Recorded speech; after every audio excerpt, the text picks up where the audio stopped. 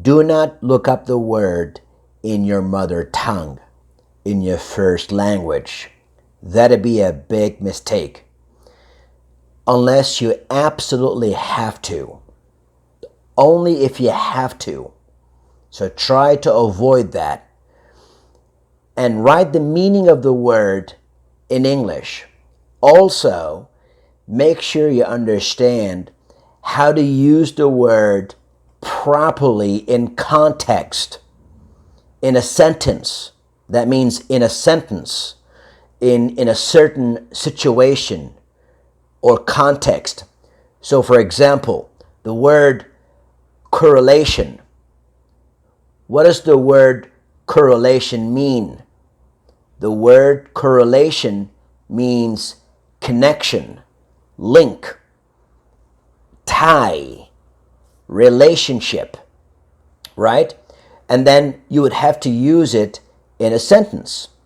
So for example, do you think there's a correlation between high crime rate and lax gun regulations? In other words, do you think there's a connection between crimes, many crimes, and when people are carrying guns and there are no laws to stop people from carrying guns? Is there a connection between the two things? So start thinking about examples. Think about situations in which you can use the word correlation. Synonyms. Now find out if that word or expression has a synonym, okay? Synonyms are words that have the same or similar meanings. Also, ask yourself if there's a way to communicate the meaning of that word formally or informally. For example, is there a slang expression we can use to express the meaning of that word?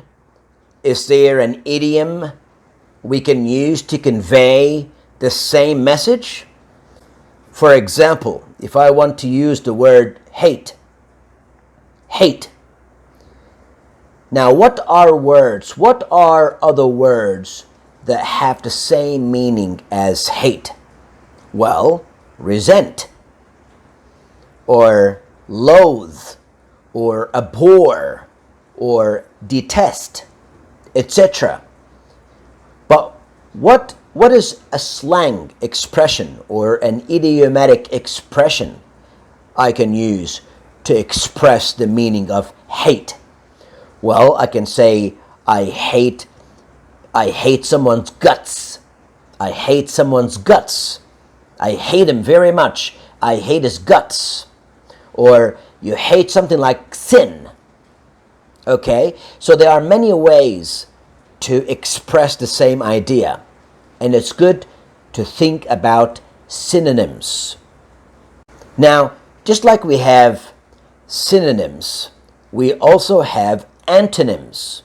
What are antonyms? Find out if that word or expression has an antonym. Antonyms are words that have opposite meanings. Opposite meanings. Once again, ask yourself if there's a way to express that same idea using slang and idioms. For example, the word hate, to stick to the same word, the word hate. What is the opposite of the word hate? Well, love, adore, or admire. And what is a slang expression or an idiomatic expression that can express the meaning of love? Well, if you love someone in a romantic way, that means you are head over heels with that person. If the girl is head over heels with a guy, she loves him very much, and vice versa.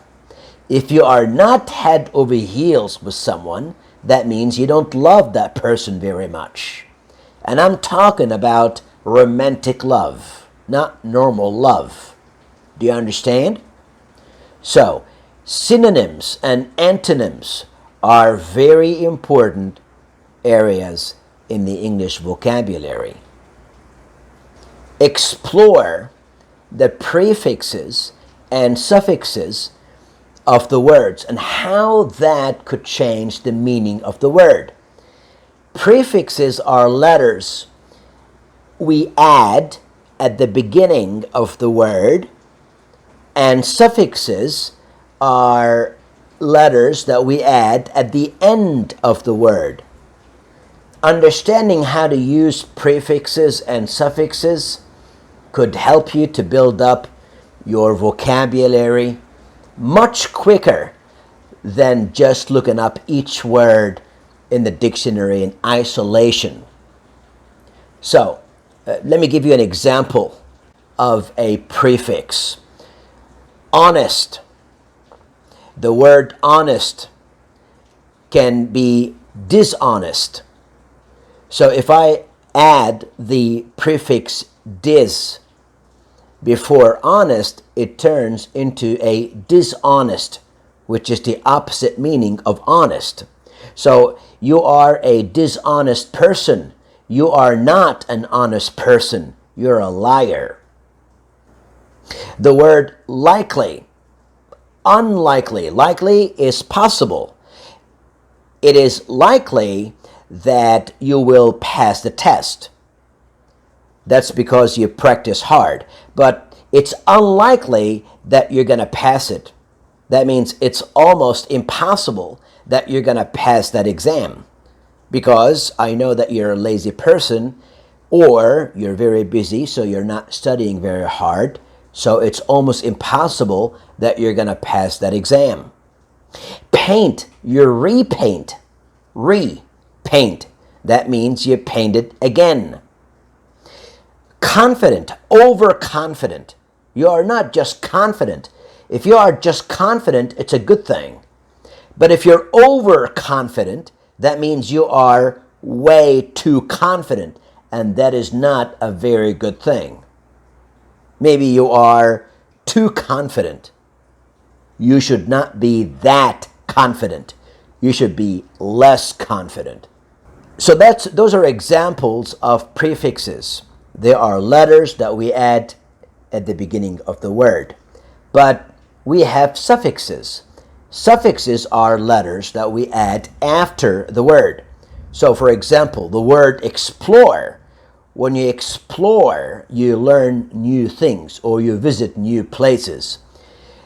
But if I say exploration, I'm turning the verb explore into a noun. It's not a verb anymore, it's a noun. Exploration or exploratory. Exploratory, or explored in the past tense, or explorer. This guy is a famous explorer. He has traveled all around the world. Explorer.